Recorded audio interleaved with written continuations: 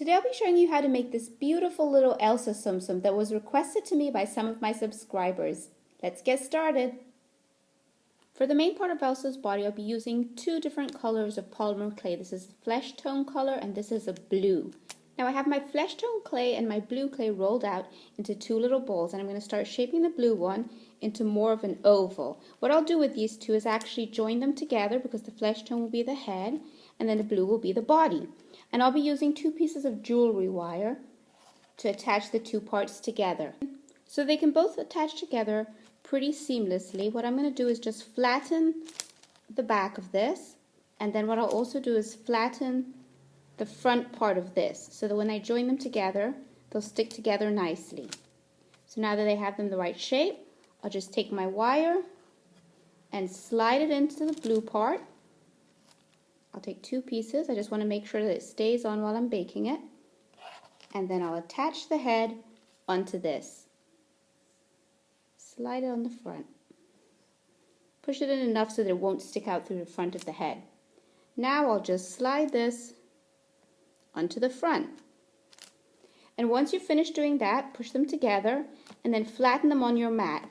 Now I have this piece of white rolled out into a log, but what I'll do before I use this is actually take this piece of scrap white that I have to clean my hands, because otherwise the blue from the blue clay will actually transfer onto my white. What I did just to give a little extra design was I used one of these little snowflake buttons, and I found these at the hobby store just to make a little snowflake design in the clay. Now I wrap it around and join it at the bottom, and it looks like a little scarf once it's finished, like this. Now for Elsa's eyes, I'll be using this lollipop stick to mark where her eyes will go. So I'll take and I'll just press the stick, making a little indentation like that, and I'll do one on the other side, like this, just to give me an idea of where I want her eyes to go. Two tiny pieces of white polymer clay, and I have them rolled into a ball. I'll just flatten them and just place them right where I made that little indentation, like this. And then the same thing with the other side.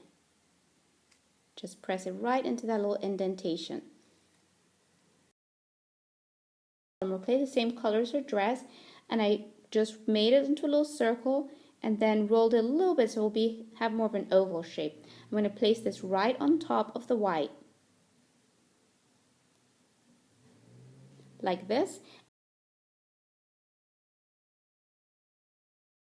For the pupil, I have an extremely tiny piece of black that I shaped into a ball that I'll just press right in the middle of the blue, like this. Now that I've finished doing that, what I'll do is I'll just take my lollipop stick and just press them back down like this into the same little shape that I made previously, just so that her eyes look flat. I have two thin pieces of polymer clay that I rolled into little strips, and what I'll do is I'll put one starting on the edge of her eye like this, and then I'll just wrap it all around her eye, and then just curve it up at the edge until it looks like a little eyelash. So what I'll do is I'll use my toothpick, press it down gently, and then just curve it up a little bit, and this one here will be her first eyelash, like this. Now I have four tiny pieces of polymer clay like this that I just rolled into tiny logs, and these will be her other eyelashes. Just put one right next to my first one, and then put another one next to that. And there's a tool that they sell that actually makes putting little pieces on like this a little easier. It can be a little tricky. And I finished with that eye, and I'll do the same thing on the second eye. And now Elsa has her eyelashes. The last thing Elsa needs before I start on her hair is a tiny nose, and for that I have a piece of flesh-colored polymer clay, and I'm just going to press it on right between both her eyes. Now for Elsa's hair, I'll be using flattened pieces of polymer clay like this that kind of have the shape of a banana. And what I'll be doing is the first one I'll put on this side, press it near the front, and then press it down near the bottom. And then what I'll do at the end is take my little lollipop stick, and I want this one to curve upwards a little bit. So I'll wrap it around the bottom of the stick like this until it curves up a little bit. And that's just the first strand. The second one, I'll put on the opposite side.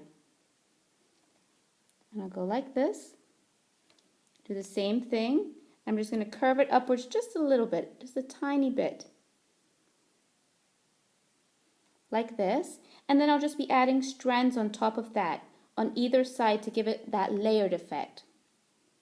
Now I have two pieces of flattened polymer clay that look like little ears. They're a little bit thinner at the top and a little fatter at the bottom. I'll place one on either side. One will go on this side, like this. And then the other one I'll place on this side. Just place it right on top of the other hair you have already. And then just press it down. And I'll put one more piece here. Now I have this piece of polymer clay that's thinner at the top and fatter at the bottom, and that will be for the last piece of hair that I'm attaching at the top. So it looks kind of like this. You can squeeze the top even thinner if you like, and flatten it a little bit more with your fingers or rolling pin. And then just put this piece right on the very top.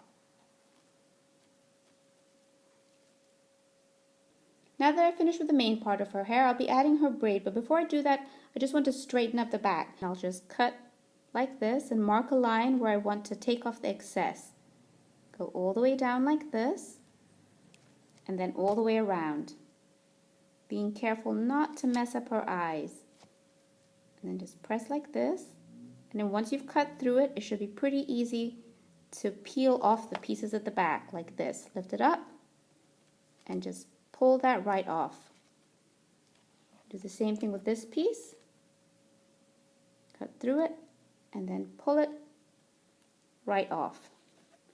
I tried to upload this video in one part, but I was not able to. The quality was really bad. So if you want to see the rest of this video, just click on part 2 of the Elsa Tsum Tsum video. You can go to my channel, Louise at Home, or click on the link provided in this video. Have fun watching.